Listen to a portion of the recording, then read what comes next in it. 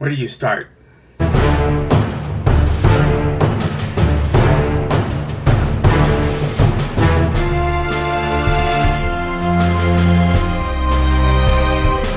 Welcome to my channel, KC. That's me, Carrie Chug, the Sludge Storyteller, here to talk about the wonderful world of storytelling and to open up discussion about how we can tell the best stories we can, talking about superhero movies, everything good and bad from a storytelling standpoint.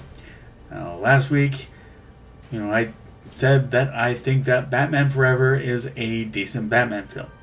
But it feels like I've seen enough backlash at it to believe that if today's internet existed back then in 1995, Batman and Robin would not have happened. And the more you learn about the movie's backstory, the sloppier things look. But something made Warner Brothers feel like they had to rush the project so that it would come out just 2 years after Batman Forever. Now, I can remember as Batman and Robin's release was approaching, there was an official magazine on the store racks. I went ahead and bought it, and to my amazement, I saw that the whole movie's plot was outlined, a lot of the dialogue included. So, yes, they decided to release spoilers before the movie's release. And I remember reading through and feeling uneasy about the dialogue. But me being Pollyanna here, these are professional actors. They'll make the lines work, and I know that you know better, as I do. Now, when I reviewed the Batman 1966 movie, I gushed over how they made the campy dialogue work. While screenwriter Akiva Goldsman may know how to write an Oscar-worthy screenplay for such movies as A Beautiful Mind, he shouldn't try to write entertainment camp. And, key players George Clooney. You get the ice, I'll get the Iceman. You're not the only one who can set a trap, Venus. Uma Thurman. My vines have a crush on you. Arnold Schwarzenegger. The Iceman cometh. You are not sending me to the corner.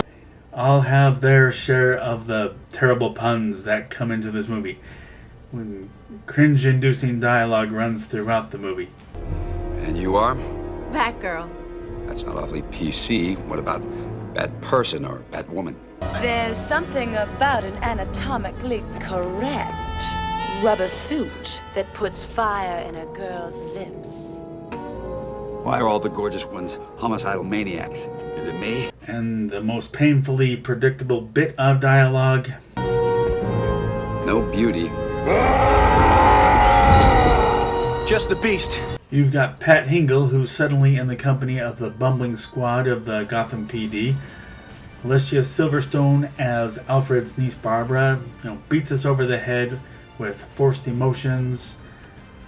Then as Batgirl, she beats us over the head with the forced tough gal talk. Using feminine wiles to get what you want, trading on your looks? Read a book, sister. That passive-aggressive number went out long ago. Chicks like you give women a bad name.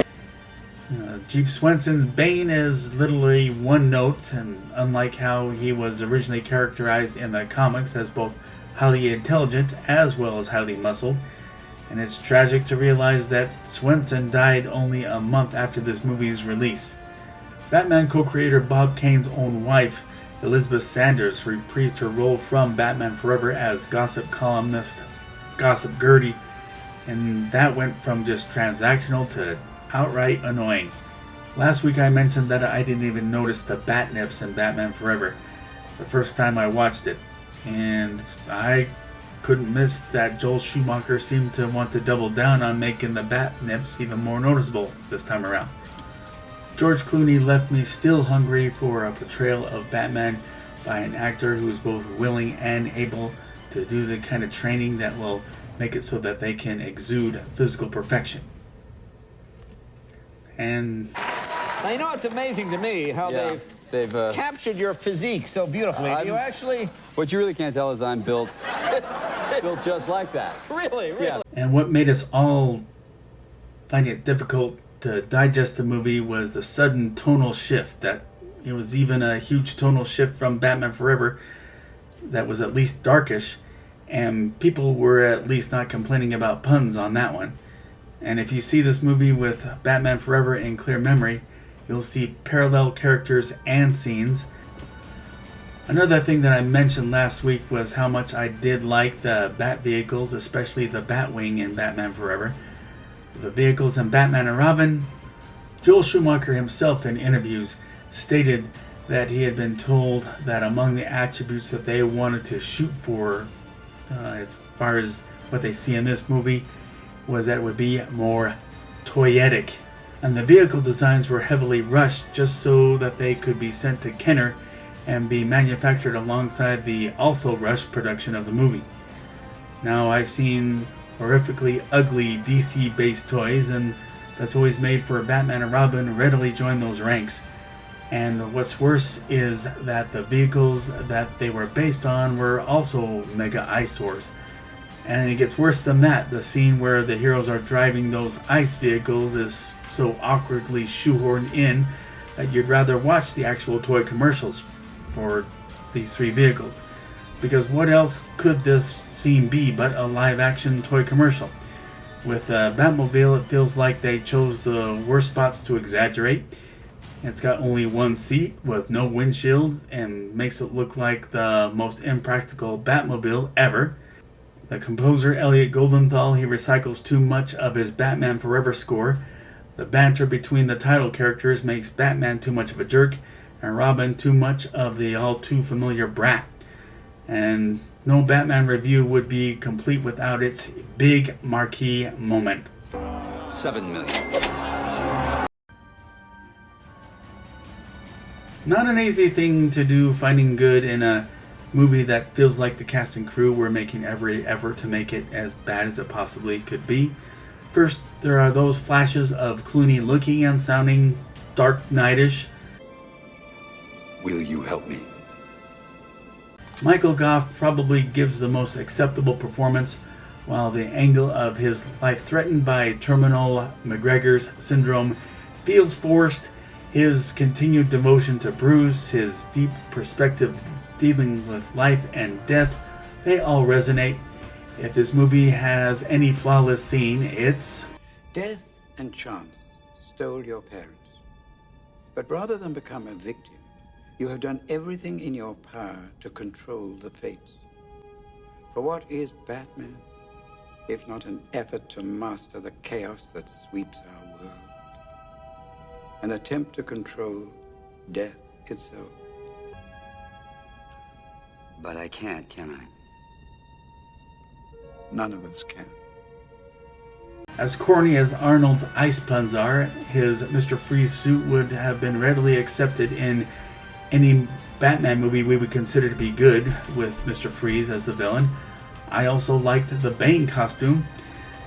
So many parts of this movie felt like they didn't belong in the movie. Such was the case in the motorcycle racing scene involving Dick and Barbara, but of itself it was an exciting scene. Admittedly, you might be feeling like all these things in the good section are reaching. Well, everything forthcoming, you'll definitely think that. I'm a lover, not a fighter. That's why every Poison Ivy action figure comes complete with him. Now, I can easily imagine that line working splendidly in like an SNL superhero skit.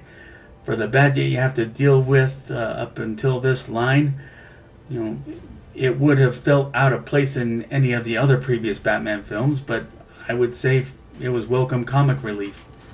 Now, my favorite of Batman's utility belt gadgets is by far the grapple, and if I have to be bored with a bad Batman movie, seeing repeated use of bat grapples gives me something to bite on. And as much as I hate the design of the Batmobile, I can remember first seeing the trailer where I thought the rear view of the Batmobile driving through the tunnel did look cool.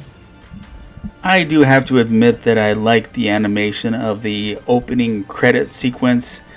The way that the names move and have that slicing sound, and the way that the Robin and the Bat unite in a nice thunderous sound. So I'll give them kudos for that. Now, that $64 question, is it so good it's bad or just so bad it's bad?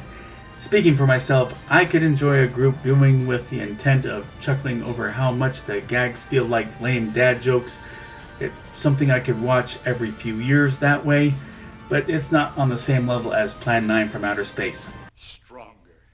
You see? You see? Your stupid minds. Stupid. Stupid. That's all I'm taking from you. Get back here, you... Furthermore, as someone who felt that the movies running from Batman 89 to Batman and Robin had not truly tapped into the essence of Batman as a character with so many angles that could be hit on, 8 years later, I was ultimately glad that it was essentially euthanized, and a new franchise could come forth, and it could be something I could truly embrace on so many levels.